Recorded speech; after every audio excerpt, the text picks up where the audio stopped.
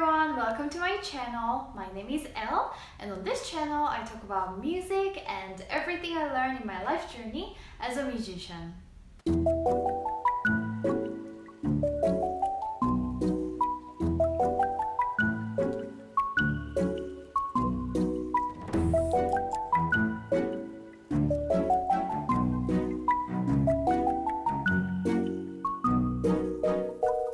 Last week I introduced the two overtures by Brahms. The first one was composed for a graduation ceremony, which was basically a collage of college drinking songs.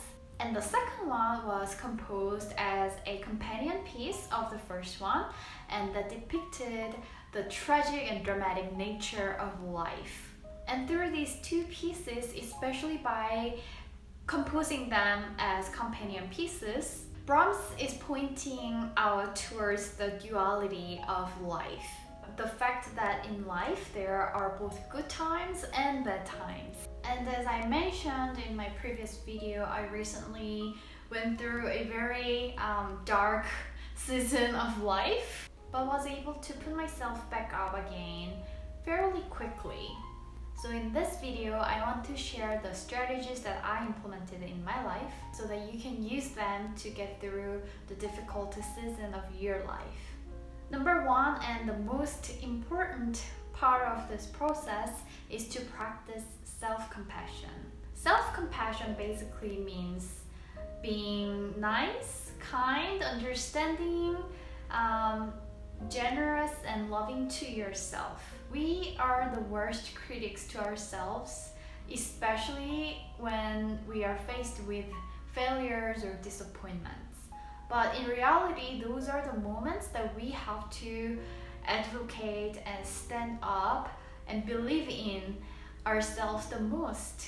But it feels natural to be critical and negative about ourselves in those situations because we are programmed to be like that.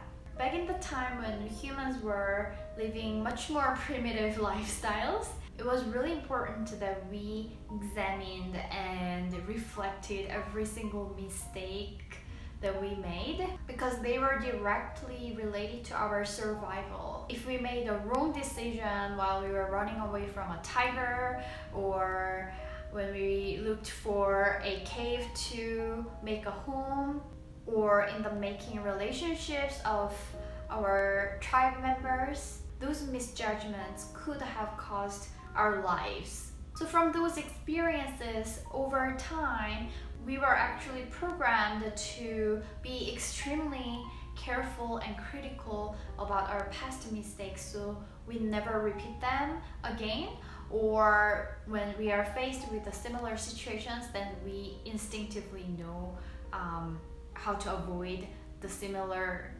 mistakes and consequences. But we don't live in that society anymore. In fact, in our evolved modern society, self-love is one of the keys to create successful life. I mean, in this time, if you believe in yourself and put work into it, you can achieve anything. You can be a superstar without producers. You can be a filmmaker without a big company's budget. You can learn virtually anything for free online. But if you don't believe in yourself, if you don't have that inner strength to push through difficult times, then we cannot take an advantage of this time and resources. If you believe in the law of attraction, it becomes pretty clear. When you love yourself, then you attract the situations and people that love you as well, because that's your energy, that's your vibe. But if you don't have compassion for yourself, or if you don't love yourself, then you attract the situations and people that put you down or discourage you or don't appreciate and love you either. And I believe one of the first steps to self-love is self-compassion. And when you're in the middle of this dark season, it's really difficult to have the self-love. But practicing self-compassion is very practically helpful and manageable thing to implement in the moment. And number 2 is gain understanding of yourself and learn about yourself. It's one thing to be compassionate towards yourself and cultivate the self-love, but it's another thing to accept yourself as who you are at the moment. And when you're in this dark season, as we talked about in the first point, we are very critical about ourselves, and it's really difficult to accept our shortcomings. But learning about your natural tendencies or your past experiences that can cause the current version of you can really help this process of self-acceptance. The tools that I started with are the analytical systems, such as MBTI, Enneagram, the aura color therapy, human design, and even some astrology. I don't think the value of utilizing these tools are necessarily acknowledging their scientific values. I personally believe that these are statistics of human behaviors and tendencies throughout many years of observation and research, and I think there's definitely some wisdom and insight that we can benefit from by studying and utilizing these systems. For example, I am an Enneagram type 3, and before knowing this, I could not understand why I kept putting myself into these big goals and big plans, which were nearly impossible to accomplish, and then I would get really disappointed over and over again throughout my life. But when I learned that one of the traits of type 3 is that ambition, that idealistic outlook for life, I was able to accept that tendency and those experiences as a result of who I was naturally. I also realized that even though this tendency gives me very difficult times and experiences, it also has been benefiting me with a high motivation and drive and energy for life. Also, another important part of learning about yourself is self-reflection. So this involves journaling, meditating, diving into your shadow sides, reading books that guide you towards self-development and healing. Because when you're in this dark season, it's really difficult to look forward in the future. By revisiting and working through these past emotions and mental and physical experiences, we can actually gain a lot of insights to our current selves and look into our authentic desires and needs, which can open up the new visions, new identity, and the new direction for the future. And number 3 is to take care of your physical environment. As my muse Elle from Legally Blonde once said in the movie, exercise gives you endorphins, and endorphins make you happy. Exercise helps you to build confidence, good energy, and motivation. Just like how plants need good sunlight, good water, good nutrition from the soil, and good air to grow and stay healthy, we need the same things as well. If you know the Maslow's triangle and the chakra system, in both of these systems, the basic human needs or desires are the ones that are required for our physical survival and well-being.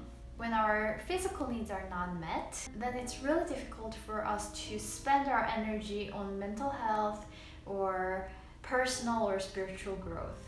In my personal experience, when you're in depression or when you have no motivation or no energy to go forward with your life, the first thing to do is go outside while the sun is still up in the sky and take a walk.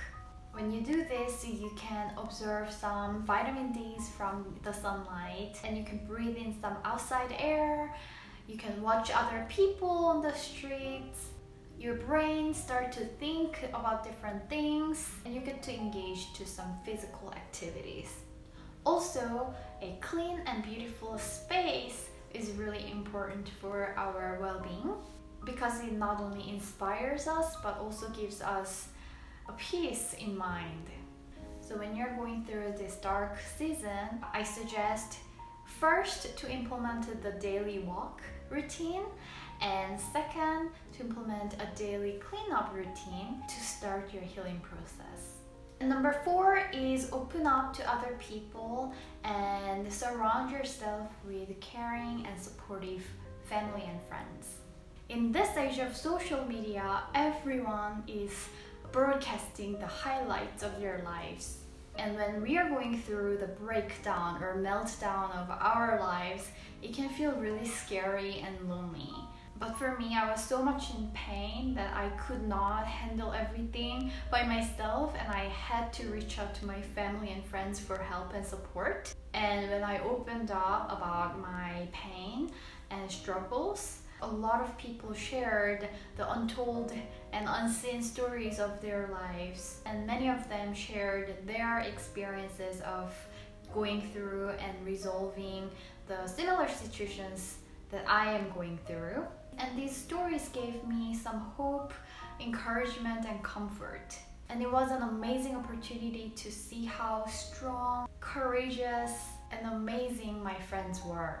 Also, this is a very good opportunity to discern who stands where in your life. When you hit the very low of the valley, some people say, "Oh, I'm sorry, it's happening in your life," and they just move on with their lives. Some people create distance because perhaps they don't want to interact with your bad vibes or bad luck. Or you will find that some people actually check up on you regularly, space a calm and safe place for you to process things, and support you in many different amazing ways through this process. For me, it was truly an amazing opportunity to feel and experience the love from my family and true friends. But the other people are not responsible for your happiness or your recovery or your life, and relying heavily on them could actually cost the relationship. It could hurt the relationship. So I highly recommend that you work with professional therapists. They not only provide a safe space to talk through and process difficult emotions and negative thoughts, but they give you a lot of amazing tools and strategies that you can implement in your life and guide you through this process. As Brahms was telling us through his overtures, life has duality. There's ups and downs. And from darkness, the light came, and the light can be seen because of the darkness. So if you're going through a difficult season in life, just remember that it's a cycle, and this process of self-love, self-awareness, growth, and healing is a lifelong journey. Turn your dark moments to the opportunities for growth and healing. And I hope what I shared in this video gave you some encouragement and practical strategies to implement in your life. And if you have some amazing tips and strategies that you've implemented in your experiences going through dark times in life, please feel free to share them in the comment box below so that other people who watch this video can learn about them and apply them in their lives as well. If you liked this video, remember to click the like button and share this with your friends and family who would benefit from watching this video. And in the next video, I'm gonna shake up the mood a little bit and teach you how to cook the Korean army stew and introduce the opera that goes along with that dish. It's a secret. You have to watch that video to know which opera that I'm talking about. So make sure you subscribe and hit the like button so that you don't miss that video. Thank you so much for spending time with me today, and I'll see you in the next video. Bye!